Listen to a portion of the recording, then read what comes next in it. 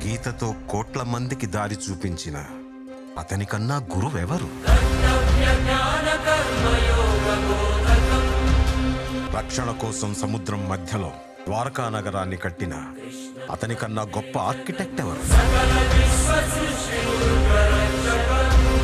చూపుతోనే మనసులోని మాట చెప్పే అతనికన్నా గొప్ప సైకాలజిస్ట్ ఎవరు? వేణుగానంతోనే గోవుల్ని గోపికల్ని కట్టిపడేసే అతన్ని మించిన మ్యూజిషియన్ ఎవరు? నిత్యారోగ్యంతో ఉండే సూచనలు చెప్పిన అతనికి మించిన డాక్టర్ ఎవరు? ధర్మం కోసం యుద్ధం చేయమని చెప్పిన అతన్ని మించిన వీరుడెవరు?